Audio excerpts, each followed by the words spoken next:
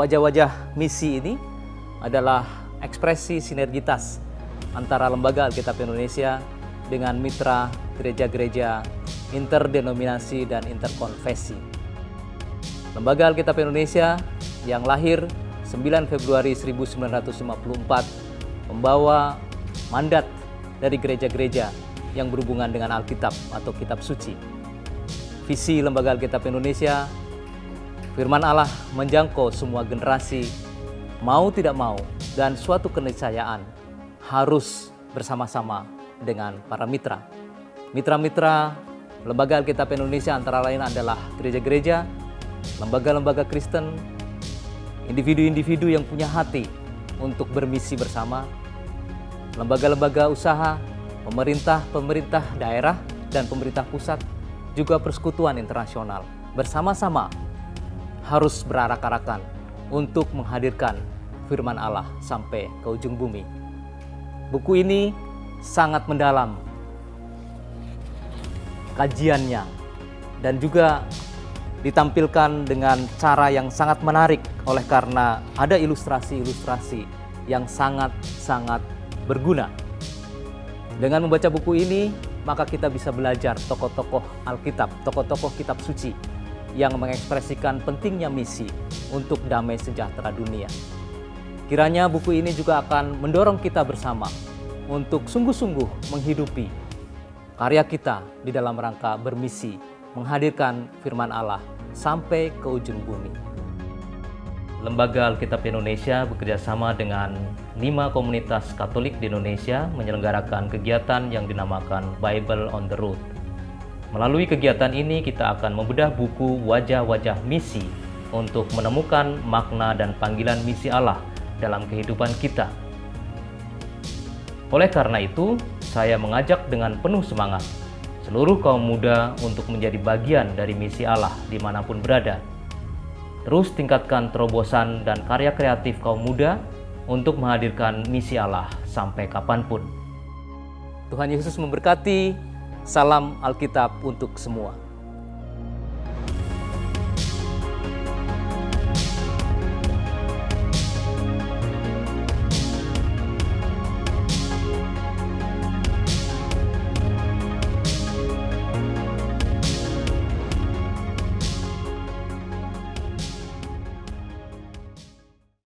Halo teman-teman dan rekan-rekan muda sekalian, salam jumpa, salam kenal. Saya Vio dari komunitas Domus Cordis. Hari ini ketemu lagi kita dalam acara bedah buku. Buku apa sih yang kita bedah? Buku Wajah-Wajah Misi terbitan LAI. Nah, ini buku keren banget sih. Kalau menurut saya, buku ini nih enak banget dibacanya. Isinya apa sih? Isinya nih membahas tokoh-tokoh yang punya misi. Jadi kisah-kisah misi dalam kitab suci. Nah, ini persembahan dari Pendeta Anwar Chan, Bapak Hortensius Mandaru, dan Budi Injelina. Nah, di dalamnya ada tokoh-tokoh siapa aja sih yang dibahas. Di sini sebenarnya ada macam-macam, mulai dari Adam dan Hawa, Abraham dan Sarah, terus sampai Yesus, Maria, Paulus, Maria Magdalena, dan banyak lagi. Dan yang menariknya teman-teman, di sini ilustrasinya enak dibaca ya, dan satu tokoh itu cuman 2 halaman. Jadi ini buku enak banget kalau kita mau mengenal tokoh-tokoh kitab suci, khususnya kita dapat highlight soal misi. Nah, tujuan diadakan bedah buku ini apa sih? Sebenarnya LAI ini punya program. Dengan buku ini, sebenarnya LAI ingin punya sebuah campaign untuk mengajak teman-teman semuanya, khususnya rekan-rekan muda juga, untuk terlibat dalam upaya penyebaran kitab suci ke daerah-daerah yang khususnya tidak punya akses atau kemampuan untuk mendatangkan kitab suci. Sehingga misinya adalah untuk mengirimkan sebanyak-banyaknya kitab suci ke tempat-tempat dan orang-orang tersebut sampai semua orang bisa membaca kitab suci. Jadi kalau teman-teman mau enroll, wah terinspirasi banget, pengen ikut gerakan ini bersama-sama, ikut punya misi menyebarkan kitab suci ini ke begitu banyak orang maupun sampai ke pelosok-pelosok, silakan teman-teman tanya-tanya lebih lanjut aja sama LAI untuk ikut serta. Nah, pertanyaannya, kenapa sih saya harus capek-capek ikutan misi kitab suci? Orang kitab suci aja saya agak asing nih, saya jarang baca. Kayaknya relevan gak sih kitab suci dalam hidup saya? Nah, sebelum saya coba bahas tokoh hari ini, saya mau cerita dikit pengalaman pribadi saya. Nah, saya sendiri hidup di keluarga yang ya kalau baca kitab suci itu mungkin dalam ibadah mingguan di gereja gitu ya. Tidak pernah secara khusus untuk membaca kitab suci. Nah, sampai di satu titik ketika saya mengalami Tuhan dan saya diajarkan, kalau kita sebagai pengikut Kristus mau bertumbuh, kita harus bertumbuh salah satunya dengan membaca firman Tuhan yang tertulis di kitab suci. Nah, waktu itu saya baru sadar bahwa kitab suci itu isinya adalah surat cintanya Tuhan sama saya gitu. Nah, waktu itu saya enroll ke gereja saya cari kelompok yang membahas pertemuan kitab suci. Saya melihat begitu banyak orang-orang muda di luar sana yang benar-benar eager to read gitu, yang benar-benar haus untuk membaca kitab suci dan merenungkan firman Tuhan. Dan ketika saya sampai di gereja saya datang ke gereja saya cari tahu kelompoknya, dan ternyata saudara-saudara, saya ketemu dengan orang-orang yang berusia 40-an. Nah, waktu itu saya usianya 21 kalau nggak salah ya. 40-an ini tahun kelahiran, bukan umurnya. Ada yang lahir tahun 1941, 1945. Wow, luar biasa. Dan waktu itu saya bilang, hah? Masa sih saya satu-satunya orang muda di gereja ini yang pengen belajar kitab suci? Akhirnya langsung aja tuh saya enroll, dan of course saya mencolok perhatian dan akhirnya ditugasin macam-macam ya di kelas pembelajaran kitab suci itu. Singkat cerita, selama beberapa tahun saya mencoba belajar mengolah diri saya untuk baca kitab suci. Satu hal yang saya temukan teman-teman, kitab suci itu ternyata relevan banget dan hidup banget buat situasi kita di masa kini. Mau itu pandemi kayak sekarang, atau mau itu kisah cinta kita, mau itu keuangan, cara berbisnis, cara kita bersosialisasi, cara kita berkonfrontasi yang sehat, memimpin, semuanya inspirasi-inspirasi itu bisa kita temukan di kitab suci. Nah, teman-teman, jebakan Batman-nya tuh seringkali gini ya. Kalau kita baca kitab suci, kita membaca dengan kacamata yang salah. Kenapa? Kitab suci itu adalah buku iman, karena isinya adalah pesan iman yang dituliskan oleh para penulis dengan inspirasi Roh Kudus untuk kita semuanya. Seringkali kita baca kitab suci pakai kacamata nih ya, kacamata buku biologi, atau kacamata buku sejarah, atau kacamata buku matematika dan statistika. Sehingga akhirnya pesan yang kita tangkap itu mungkin saja keliru. Contoh nih ya, kalau buku pendidikan biologi tentang sistem reproduksi dibaca dengan kacamata yang salah, akhirnya mungkin orang bisa, wah jorok nih ya, masa di SMA, di sekolah belajar tentang hal-hal yang kayak gituan gitu. Ya padahal kalau buku biologi kita baca dengan kacamata biologi, itu menjadi ilmu pengetahuan.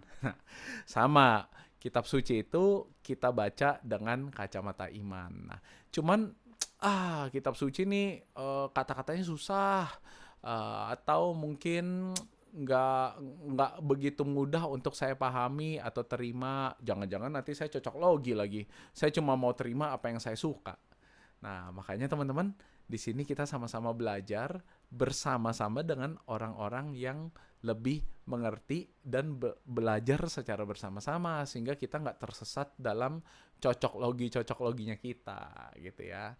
Nah, jadi itu sedikit pengalaman saya dengan kitab suci, dan sejak saat itu mungkin berarti ya beberapa tahun yang lalu lah ya, mungkin belasan tahun yang lalu akhirnya saya mulai membiasakan diri untuk setiap hari menghidupi firman Tuhan lewat kitab suci.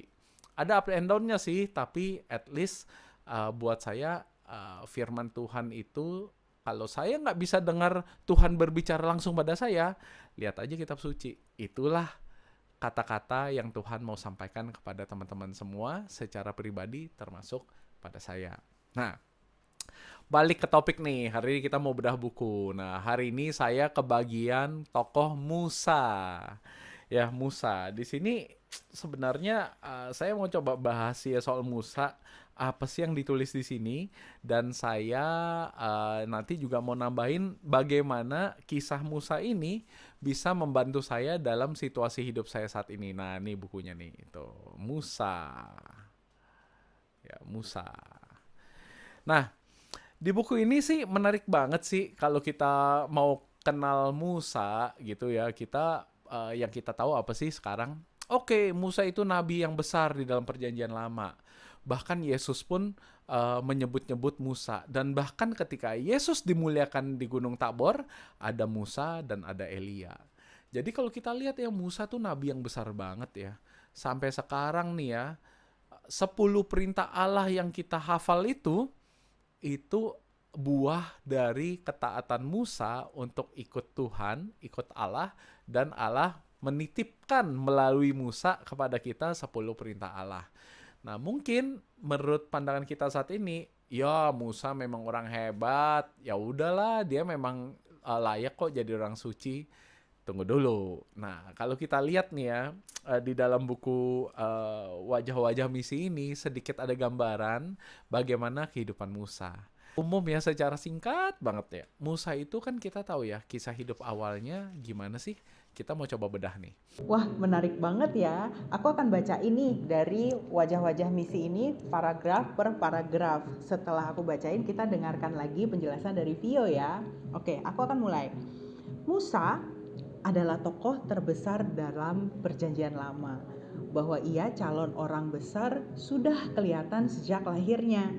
Ayah ibu berasal dari suku Lewi, kasta Imam Saleh. Terlahir sebagai bayi yang mungil, ia terpaksa disembunyikan di sungai Nil. Berbeda dengan semua bayi laki-laki Yahudi lainnya, Musa justru diselamatkan dari air oleh putri Firaun sendiri. Ibunya menyamar sebagai inang penyusunya. Setelah itu, Musa dibesarkan di istana Raja Mesir, tempat sekolah dan pendidikan calon pemimpin dan pegawai. Jelas, Musa itu paket lengkap. Terlahir dalam keluarga Ibrani yang saleh dan dididik dalam hikmat istana Mesir.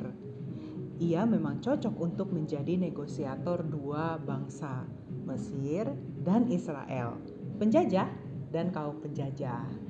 Mari kita dengarkan kembali penjelasan dari Vio. Kalau kita lihat dan kita bisa baca gitu ya, ini judulnya di sini pulang tanda kutip untuk diutus. Nah, maksudnya gimana? Jadi Musa ini kan sebenarnya lahir dari suku Lewi. Itu kastanya itu ya, kasta imam yang saleh tuh. Jadi dia lahirnya dengan background keluarga yang sangat luar biasa. Ya, keturunan yang luar biasa, imam yang saleh. Namun, dia hidupnya akhirnya gimana? Dari sejak bayi, dialirin kan di sungai Nil dalam keranjang, dan seakan-akan terlantar. Bayangin teman-teman, kalau teman-teman yang begitu lahir tiba-tiba ditaruh gitu aja di sungai, rasanya gimana? Mungkin baper kali ya, mungkin ngerasa hidup gak berharga. Tapi ternyata ya, kesetiaan Tuhan, nah Tuhan mengizinkan itu terjadi. Terus apa yang terjadi? Ternyata bayi Musa yang sedang dialirkan di sungai itu diambil oleh keluarga Firaun. Nah, akhirnya diangkat menjadi anak di situ, dan akhirnya apa? Musa digrow atau bertumbuh dengan hikmat bangsa Mesir. Nah, FYI nih teman-teman ya, bangsa Mesir dulu itu kayak negara adidaya. Budayanya itu ya, kalau orang-orang tuh ya tahu ya, Mesir itu punya budaya yang sangat modern. Dari 4.000 tahun yang lalu, dia sudah menemukan teknik konstruksi yang luar biasa, teknik agraria yang luar biasa. Ya, jadi hikmat atau teknologi bangsa Mesir di zaman itu one of the best. Gitu. Nah, jadi Musa dididik secara private oleh keluarga kerajaan bangsa Mesir. Jadi bayangin ya, dia punya background keturunan sebagai keturunan imam yang saleh, keluarga imam yang saleh, dan dia dibesarkan dengan hikmat bangsa Mesir. Itu speknya tinggi banget tuh ya. Nah, terus apa yang terjadi? Ya, Musa bertumbuh secara normal, dan mamanya menyamar ya jadi inang penyusunya gitu ya. Jadi tetap punya bonding lah sama biological mother-nya gitu ya, dan penuh dengan cinta. Oke, saya akan lanjutkan ke paragraf kedua ya. Dan di paragraf kedua ini memperlihatkan bagaimana peristiwa-peristiwa yang membuat Musa bertemu dengan Tuhan. Naluri kepemimpinannya segera tampak saat ia terpaksa membunuh seorang Mesir karena menindas seorang Ibrani, saudara sebangsanya. Ia peka akan ketidakadilan, tidak tahan melihat penindasan. Saat melerai dua orang Ibrani yang bertikai, perannya sebagai penengah ditolak.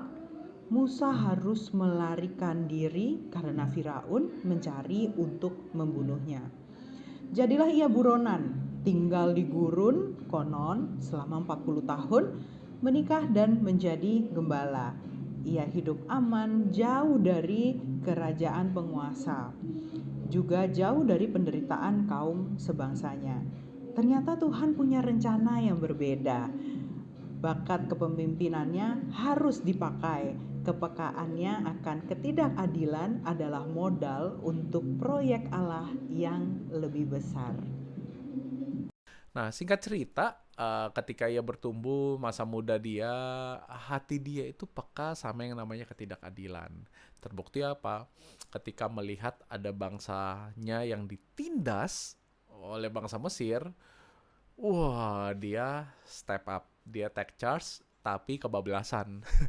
Dia bunuh tuh orang yang nindas gitu, dan akhirnya dia jadi buronan, dia kabur. Nah, teman-teman, sometimes ya ketika kita punya background yang dari keluarga yang baik ya, terus kita mengenyam pendidikan, dapat the best facility untuk grow, untuk bertumbuh ya, sometimes kita slip dan kita bisa jatuh juga gitu dalam tindakan-tindakan yang salah atau tidak benar. Dan ini terjadi juga sama Musa. Akhirnya dia terpaksa minggir ke padang gurun. Dia di situ akhirnya mencoba hidup di padang gurun. Dia nikah, dia jadi gembala atas domba-domba gitu ya, dan ya udah hidup dia di situ kalau menurut cerita sih sampai 40 tahun lamanya. Bayangin ya, yang tadinya dia hidup di dalam kerajaan, dia minggir di padang gurun. Ya, tapi ya life should go on, dia terima konsekuensi dari kesalahan dia, apa tindakan yang dia lakukan, dan dia minggir, nggak apa-apa deh, saya hidup di padang gurun, I move on. Coba bayangin, masa remaja tambah 40 tahun, kira-kira umur Musa berapa ya waktu itu ya? Saya juga nggak tahu, tapi yang jelas mungkin udah usia pensiun kali ya, udah umur 55 kali ya, jangan-jangan gitu ya, udah umur 55 atau close to 60 gitu. Baik, saya akan melanjutkan ke paragraf ketiga ya. Buat saya, paragraf ketiga ini menarik sekali karena awal mula dari misi seorang Musa. Allah memperkenalkan dirinya pada Musa melalui sebuah tanda, semak duri yang bernyala tanpa hangus terbakar. Perhatikan reaksi Musa. Ia segera ingin menyelidiki dan mencari tahu apa yang dilihatnya. Kawanan domba ditinggalnya untuk menyelidiki misteri tanda Allah tersebut.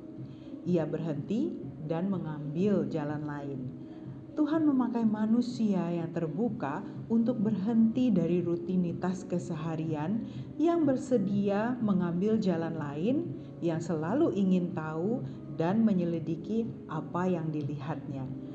Banyak orang yang punya mata tetapi tidak melihat, atau melihat tetapi tidak peduli, tidak berupaya mendalami. Musa berbeda, maka Tuhan memilihnya agar dididik melihat seperti dia. Musa harus melihat dengan mata Tuhan. Sungguh aku telah memperhatikan kesengsaraan umatku di tanah Mesir. Aku telah mendengar teriakan mereka yang disebabkan oleh pengawas kerja paksa mereka. Sesungguhnya aku mengetahui penderitaan mereka. Dari Keluaran 3 ayat 7. Tapi apa yang terjadi? ceritanya kalau orang udah umur 60 itu kan usia pensiun ya. Ternyata Tuhan baru manggil dia dong, ya kan? Nah, dia di suatu kehidupan yang rutin berjalan selama 40 tahun, dia udah settle ya, dia udah punya keluarga, ternak. Tiba-tiba Tuhan muncul dalam bentuk semak terbakar tapi yang tidak habis dimakan api ya. Nah, kalau kita lihat teman-teman, apa yang Musa lakukan? Musa mendekat kan? Dia menanggapi peristiwa itu dan dia mencoba mendekat dan explore. Nah, jadi dalam kehidupan kita teman-teman, seringkali ketika kita pikir hidup kita, ya udahlah hidup gue begini, udah stable, udah rutin, udah cukup stabil dan nggak terlalu banyak roller coaster up and down.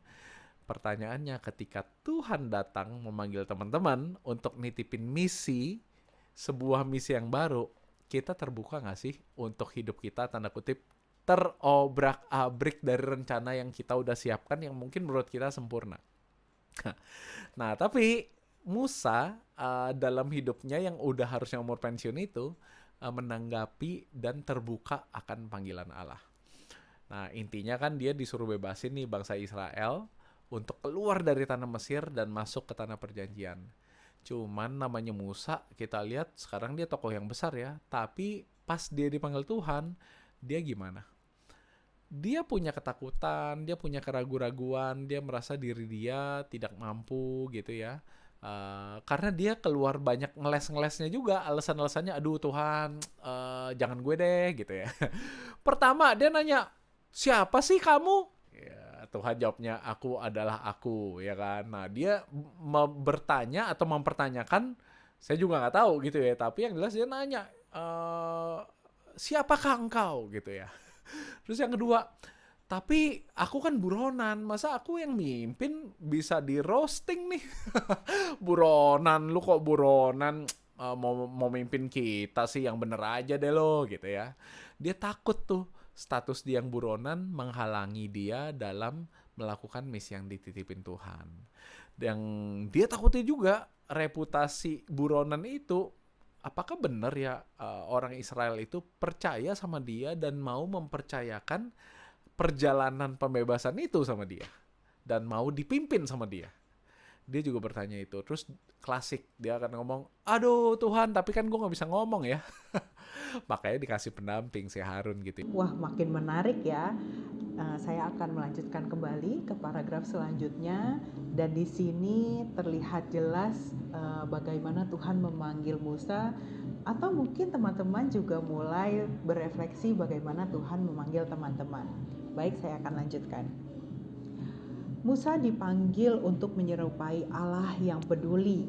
Ia akan dibentuk agar memiliki mata yang terbuka terhadap kesengsaraan bangsanya, telinga yang tajam mendengarkan jeritan dan teriakan akan ketidakadilan, serta hati yang peka dan siap menggerakkan perubahan. Akan tetapi panggilan Allah tidak selalu mulus diterima. Sering ada keberatan dari pihak manusia.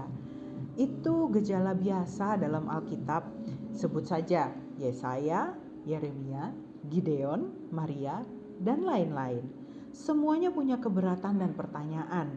Musa mengajukan 5 keberatan.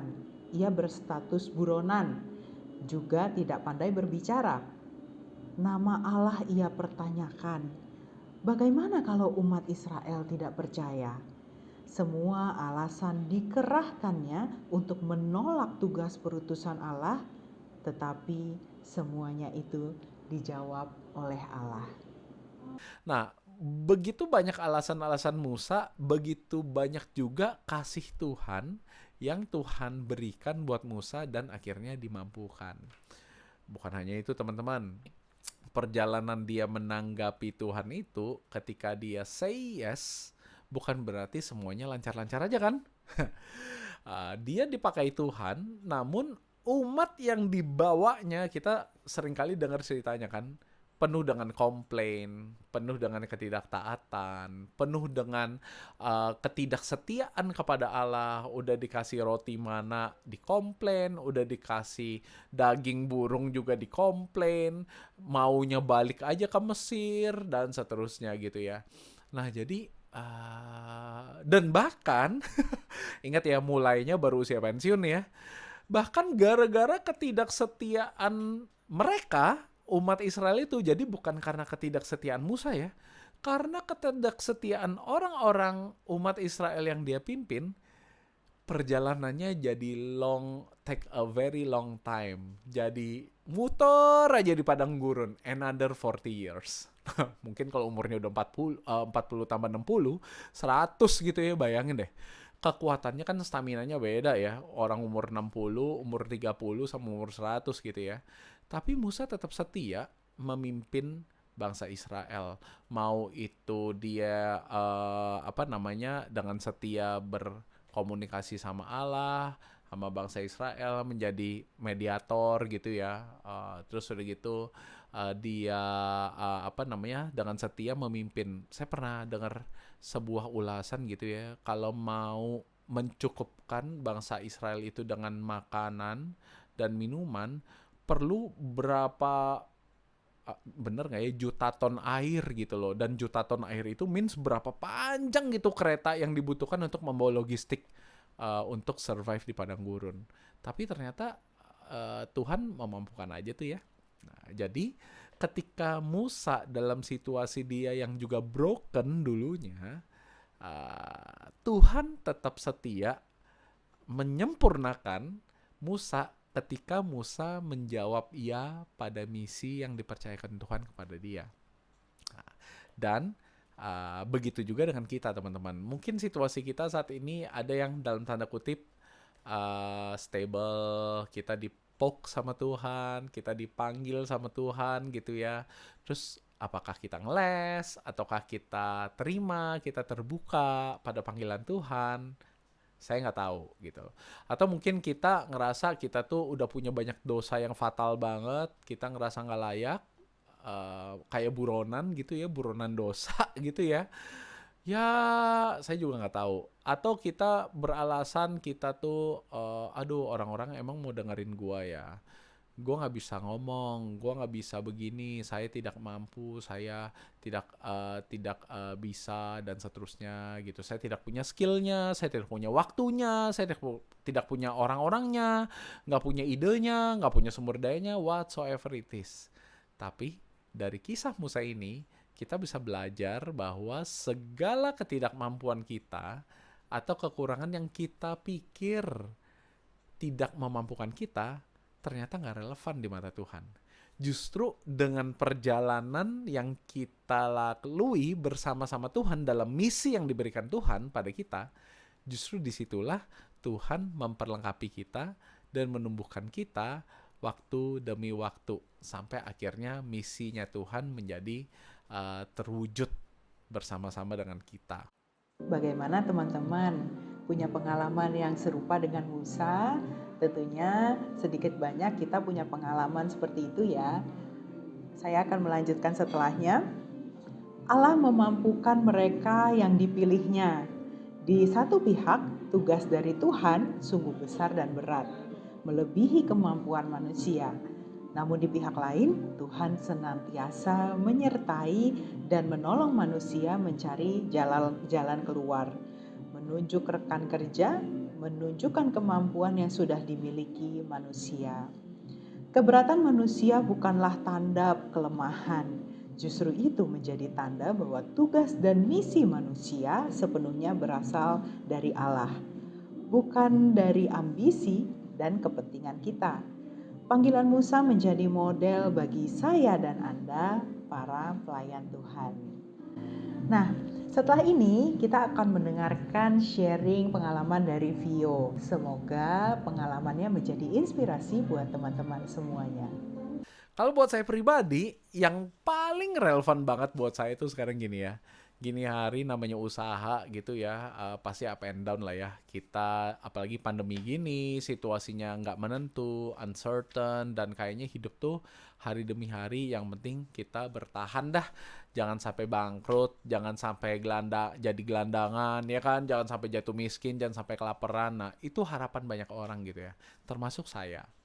Nah, tapi satu kisah Musa, kalau kita tarik lebih jauh lagi sampai akhir perjalanannya dia, coba deh teman-teman.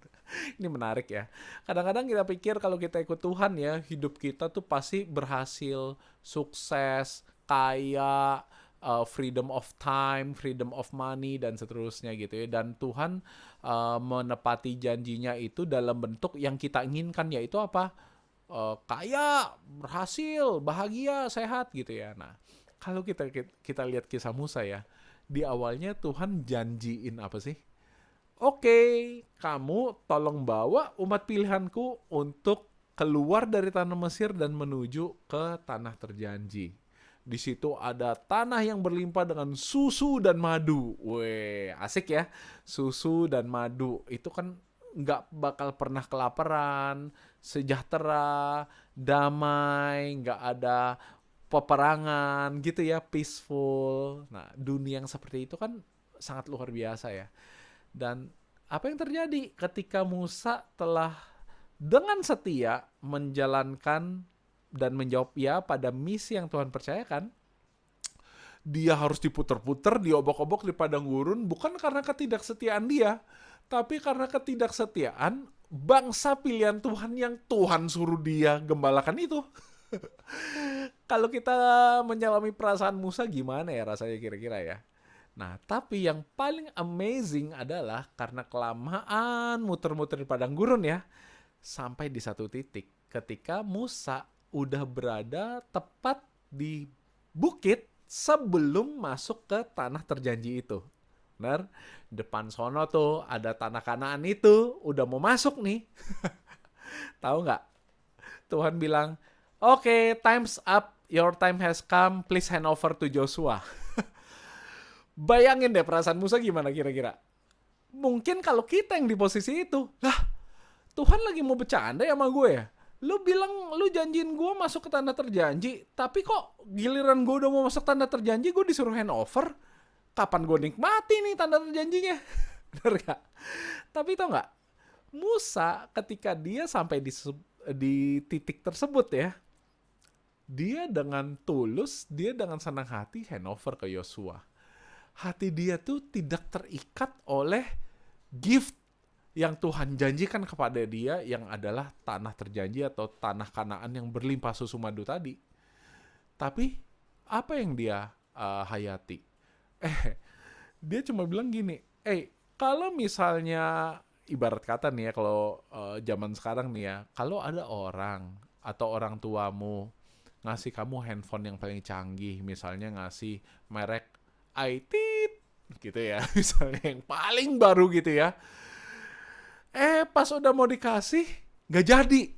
Nah, pertanyaannya, yang lebih berharga itu hadiahnya atau yang memberikan hadiahnya? Ya, kalau dikasih hadiahnya sih enak ya. Tapi sebenarnya yang memberi hadiahnya itu jauh lebih berharga daripada hadiahnya, bener gak? Kalau hadiahnya tuh hilang, selama kita connect sama pemberi hadiahnya, kita punya relasi yang intim dengan pemberi hadiahnya, mau hadiah yang lebih bagus dan kapanpun dan berapapun pasti masih bisa dikasih, betul nggak? Nah, Musa, sikap hati dia saat itu adalah ketika dia dibilang untuk handover, hati dia itu tidak terikat pada hadiahnya, tapi hati dia terikat pada pemberi hadiah, the giver. Nah, dia senang justru. Karena apa? Wah, akhirnya saatnya tiba, gue bisa bersatu sama Tuhan, si pemberi hadiah. Jadi, apa yang duniawi ini udah doesn't really matter at all, dan udah jadi plan-nya Tuhan lagi untuk diterusin. So, go ahead. Dengan senang hati dia serahkan ke Joshua. Teman-teman, kadang-kadang kalau misalnya kita ngerasa dijanjin sama Tuhan sebuah berkat gitu ya, dan kalau itu tidak terjadi, kita lumrah kok manusiawi untuk ngerasa baper, sedih, kecewa, ataupun marah sama Tuhan. Tapi mungkin kalau kita lihat lagi dari inspirasi kisah Musa ini, jangan-jangan hati kita itu terikat sama berkatnya, bukan sama si pemberi berkat. Nah, dari inspirasi kisah Musa ini selalu meneguhkan saya ketika saya belum memperoleh atau mendapatkan apa yang saya kira baik gitu ya. Saya selalu ingat kisah Musa ini. Ketika itu, oke, berkatnya atau pemberi berkat yang lebih penting ya. Of course, pemberi berkat yang lebih penting. Nah, jadi kisah Musa ini buat saya secara pribadi sungguh meneguhkan saya. Dan harapan saya dengan saya berbagi sedikit, kisah Musa ini juga bisa meneguhkan teman-teman di dalam berbagai dinamika dan situasi teman-teman. Jadi teman-teman, kisah Musa seru ya. Kalau misalnya mau dikasih Musa jadi retret 3 hari 2 malam, kita bisa timba banyak banget. Jadi retret 10 hari, kita bisa timba banyak banget dari perjalanan Musa. Nah, tapi itu sedikit cuplikan yang mau ditawarkan di buku Wajah-Wajah Misi ini. Jadi teman-teman, hari ini kita udah bahas soal Musa. Minggu lalu kita udah bahas soal Ruth. Minggu depan kita bahas siapa? Nah, ada teman kita nanti dari komunitas Tritunggal Maha Kudus atau KTM yang akan membahas kisah soal siapa? Kita sering doa sama Santa ini, dan bahkan doanya sambil lewat. Kadang-kadang ya, tapi ada yang berdoa dengan kusyuk. Siapa dia? Nah, dia adalah Maria Ibu Yesus. Nah, jadi minggu depan teman-teman bisa menimba inspirasi kisah misi yang Tuhan berikan kepada Maria Ibu Yesus tuh apa sih yang bisa kita ambil sebagai inspirasi kita. Jadi teman-teman, semoga bedah buku yang kali ini bisa memberi insight juga buat teman-teman, bukan cuma soal kisah Musanya sih, insight bahwa ketika kisah kitab suci dapat kita baca dengan kacamata yang tepat, ini justru bisa menjadi sebuah referensi yang sangat relevan buat mendampingi setiap pergumulan maupun situasi hidup kita. Ketika kita lagi di situasi sulit, ataupun ketika kita lagi berada di situasi yang bersukacita gitu, supaya tetap tahu diri dan gak lupa diri ya. Nah, jadi saya bersyukur banget sih dikasih kesempatan sama LAI untuk ikutan share di sini, dan saya akan bener-bener grateful banget ketika teman-teman bisa terinspirasi melalui kisah ini, dan bahkan teman-teman bisa terinspirasi untuk membaca lebih jauh inspirasi-inspirasi kitab suci yang lainnya, dari tokoh-tokohnya, dari cerita-ceritanya, dan bahkan akan lebih Marco top lagi ketika teman-teman mungkin tergerak untuk turut membantu LAI menjalankan misi yang diberikan Tuhan untuk membantu penyebaran kitab suci hingga ke pelosok-pelosok daerah, supaya sabda Tuhan ini benar-benar sungguh bisa dirasakan dan dinikmati oleh orang-orang yang hidup paling terpencil sekalipun.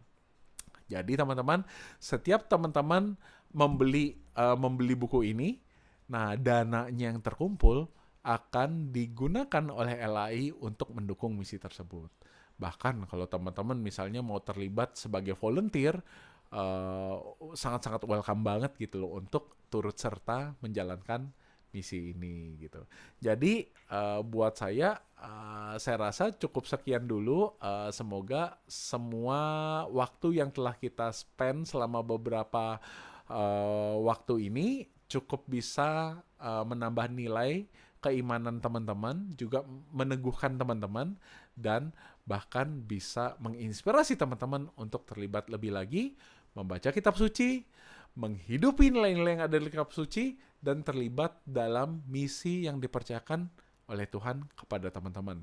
Salah satunya bisa melalui misi yang dilakukan oleh LAI ini. Atau teman-teman cari tahu aja, Tuhan mau apa sih dalam hidup teman-teman, di dalam keluarga teman-teman, di dalam gereja, atau di dalam masyarakat, di lingkungan sekitar teman-teman, bahkan di lingkungan hidup teman-teman.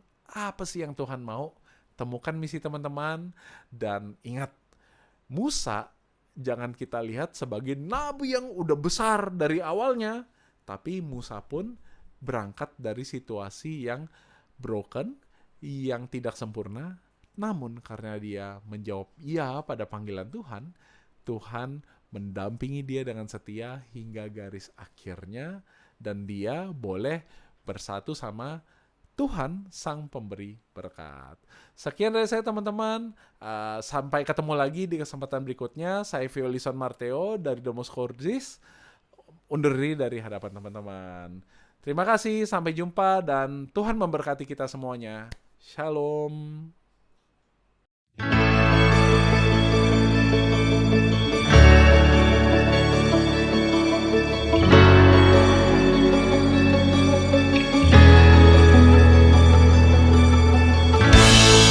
Selamat pagi, Bu. Selamat pagi.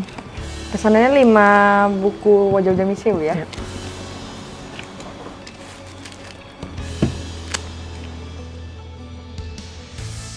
Ini untuk pesanannya, Bu, ya? Ya. Untungnya, terima kasih, Bu. Terima Tuhan kasih. berkati. Sahabat Alkitab, bermisi adalah panggilan kita bersama. Dengan membeli buku wajah-wajah misi, kita telah turut mendukung kegiatan misi dan pelayanan Lembaga Alkitab Indonesia untuk menyebarkan kabar baik bagi umat Kristen yang ada di pelosok tanah air. Mari dukung pelayanan ini dengan membeli buku wajah-wajah misi. Tuhan memberkati. Dapatkan buku wajah-wajah misi di Bible House Lembaga Alkitab Indonesia, Jalan Salemba Raya, nomor 12, Jakarta Pusat, atau mengunjungi website www.alkitab.or.id.